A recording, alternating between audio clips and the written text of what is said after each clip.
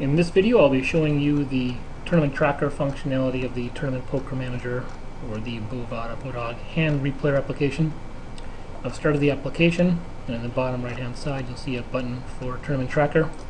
If you click on that, it will bring up a simple database tracking application which allows you to record your tournament summaries, and not the individual hand and cards and action, but this is just simply the summary of the different tournaments you've played. The application is not meant to be a poker tracker or a hold'em manager where it gets into great details on every individual hand. The database is actually very small and compact. It doesn't start any services on your PC, take up any CPU, things like that. So, easiest way to show it would be to click on the Import Bodog Summaries from Directory. What this will do is it'll load all of the Bodog hand history files and parse out the information and put it into the database. So if we do that and we select a directory, it's going to load all the files from within this directory.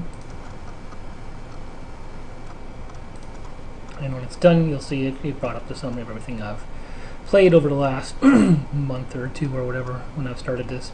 Now you can click on the headers to sort. So I'm going to sort it by start date descending. This will start with the application or the tournaments that I've played most recently. There's some stuff I need to work on yet. The qualifiers, the satellites, don't actually give you money, so the amount one is going to be 0. For example, this one actually won the satellite, so I'm just going to put in 109, which is the amount that was actually won. And I'm going to click on the save button here, save data. And what you'll notice is you can skip from row to row or to the end to beginning. If you want to enter a new row manually, click on the plus, and down here you can just start typing in. You can also update any field or just start typing in whatever you'd like. The X button deletes, and the save button obviously saves. There's also an import from a CSV file that I've created. It's actually a little bit difficult to use because CSV files are actually very particular about their formats, the characters on data in them and everything. But if you click on this, it'll actually bring up a list of what the file needs to look like. It needs to be comma delimited, and whether they're optional or required. If the fields are optional, there still needs to be a comma for each of those fields, the format that the dates need to be in, etc., etc. If you would like to load large amounts of data from other sites and need some help, just go ahead and email me. I'll be glad to help out. I'm going to go ahead and load my results from 2009 in here. So I'm going to go and grab the 2009 import text file I created, open it. It says it imported one row. Looks like I still got some more work to do on the import, but you can see it's loaded a lot more than just the one row. It's loaded all of my results from a personal Excel tracking application I had, and I converted it to CSV. The other thing you can do from here is you can export whatever's in the grid to Excel. So if you click on this button, you can give it a file.